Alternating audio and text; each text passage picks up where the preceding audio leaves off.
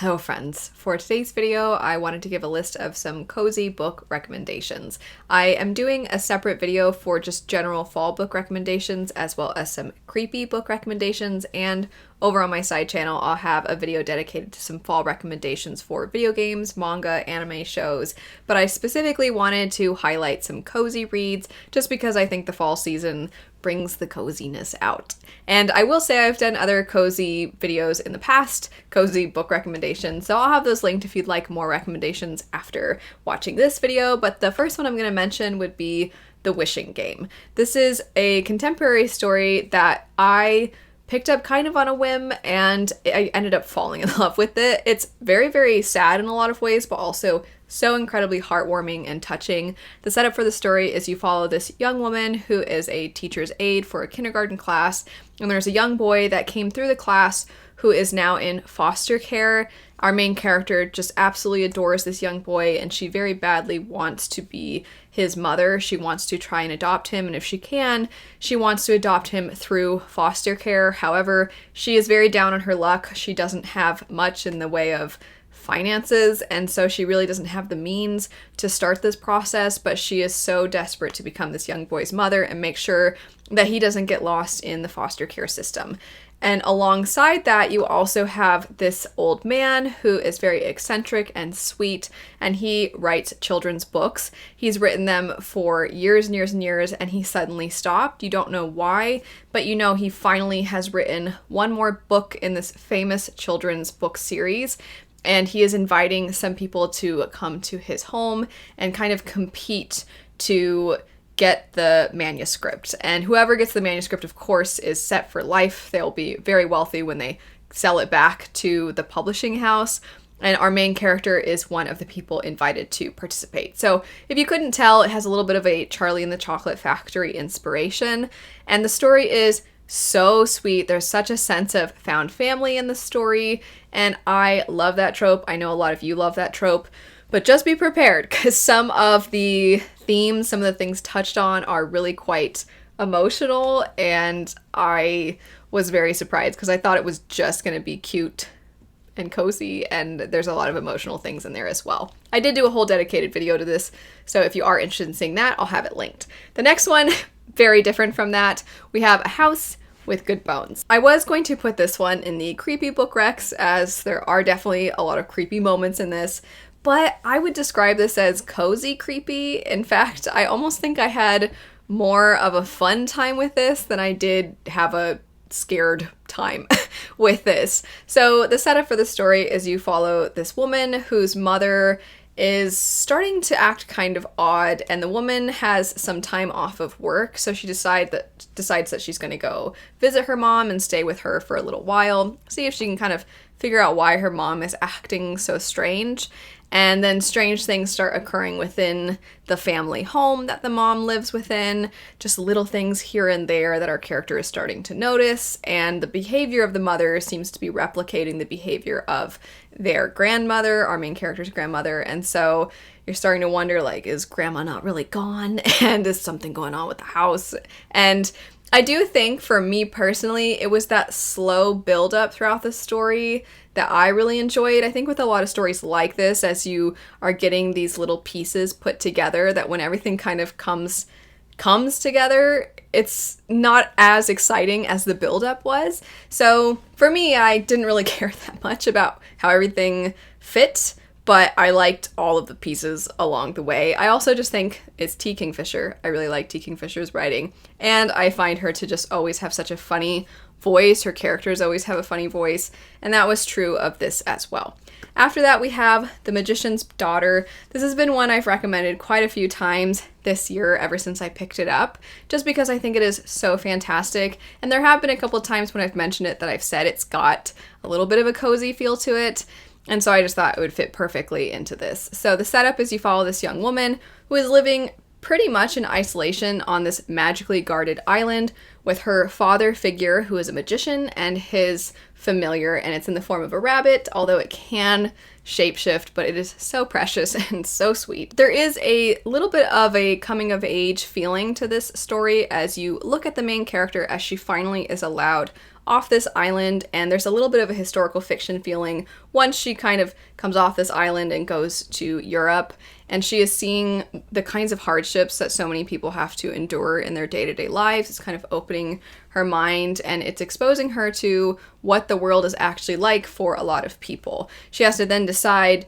does she want to remain in isolation on this island, or does she want to live within this world that can be so, so cruel, but also can be so exciting and so vibrant and so delightful? And part of what determines her decision is the things that occur with her father figure, and he definitely has a past, and not only is it a coming-of-age story with her becoming more exposed to the world, but also starting to understand her father figure she's seeing him in a different light, and the exploration of that throughout the story I thought was very, very well done. So it's interesting, it's a little mysterious, but again, very cozy and so sweet because the found family in this as well, I just absolutely love it. The familiar definitely tips it into the cozy territory because it's just so, so cute. After that, we have Yumi and the Nightmare Painter. It is likely no surprise that this book is on this list.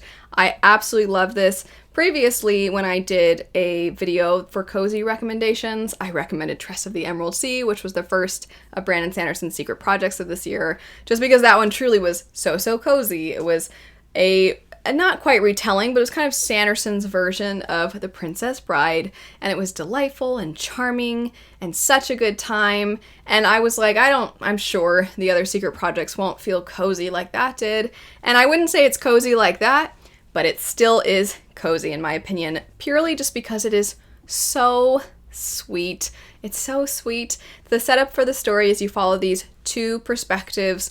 One is he goes by Painter, and then the other character is, as you might expect, named Yumi. And these two characters, it would seem, either live in different countries or different parts of their planet, or maybe even on entirely different planets, as their settings are so drastically different from one another. The way Painter's world is described, it kind of makes you think of a lot of big cities at night, specifically things like Tokyo at night, and it feels like night all the time, and his job revolves around these nightmare beings that feed off of individuals' nightmares, and in order to keep them from becoming fully formed, painters, which is what he goes by, but it's also his profession, are people that create artwork, and it causes the nightmares to take form within that art, and thus they can no longer harm other people within the city.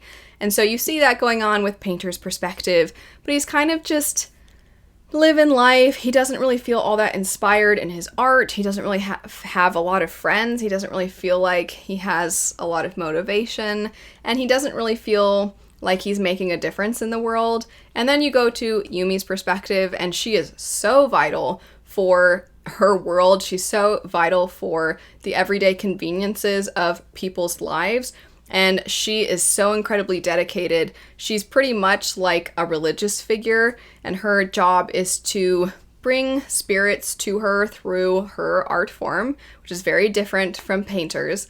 And then she requests on behalf of various different townspeople things that are going to help their lives.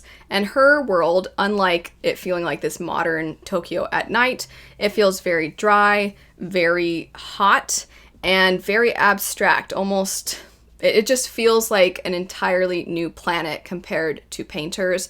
And then somehow these two characters end up in each other's lives through some mysterious means, and they're trying to piece together who is the other person, why are they here, what's going on, where's my body? Why am I in this spirit form? Why can't people see me? And they're trying to understand what the heck is even happening. They're starting to understand each other's worlds. They're starting to understand the stakes of each other's worlds. And they're trying to help each other while also pushing each other. And they very much grow together. They're the best. And the sweetness between these characters, it's just fantastic. I absolutely loved it. Speaking of sweet, the number one thing that I just feel like is gonna make your day would be Spy Family. It is the coziest. It's so fun. It's so over the top. It's so ridiculous. There's a reason it's incredibly hyped. And I never want this series to end because every single volume I'm just so excited to pick it up, or if you've watched the anime or want to watch the anime, every episode is just so much fun. It's such ridiculous shenanigans. So the setup is we follow this man named Lloyd Forger, or at least that is the identity he has taken on, as he is a spy, and he has been tasked with finding out information on this man who is known for keeping to himself. The only appearances he ever really makes is at his son's elite school called the Eden Academy, and so Lloyd has to find a way to get his child into the Eden Academy also, and so he needs to try to find some people to pose as his wife and his child. So he adopts a young girl and he finds a woman willing to marry him, and he does not know that the woman that he has married is actually an assassin. She doesn't know he's a spy, and the daughter is a telepath, so she can read people's minds, but what she does with that information is rarely ever helpful. Sometimes it's very helpful, but then she can't tell anybody, and then other times she doesn't do anything with the information, or at least she tries, but it ends up just causing problems. It's so entertaining. It's so fun. The found family in this is the best. It's the best. And also, there's kind of like an elevated form of fake dating between these characters. It's so much fun. It is a manga series, and it is an anime. I'm mentioning it though just because even though I'm definitely going to mention it in that other video over on my side channel, I had to mention it here as well. If you've never picked up a manga, if you've never really watched anime, give this one a try. It is so much fun. It's so fun. It's so over the top. It's great. The last thing I'm going to recommend is a little outside the box, but for me, I really enjoyed this, and it's a nonfiction. It's The Hidden Life of Trees, and as you might expect from the title, it's teaching you very much about trees, and that might seem a little odd and maybe a little specific, but I know a lot of people are really into plants, and also nothing makes me think of fall more than literally nature. That's the whole thing about fall, is the way that like the leaves are changing and the everything around you is changing, the weather's changing. And so learning about trees, I just think is kind of like the root of, no pun intended, the root of the fall season. So I definitely recommend this one. It was so interesting. I loved reading this, and around the time that I read it, I went to actually see the redwoods in the Redwood National Forest and then state parks as well. And it just gives you a new appreciation for trees, as silly as that is to say. Anyway, that's it for some cozy recommendations. Definitely feel free to leave some of your own cozy recommendations, and like I said, I'll have my other cozy videos linked as well as the other fall themed videos. But anyway, thanks so much for watching. I hope you have a lovely rest of your day, and I'll see you later. Bye.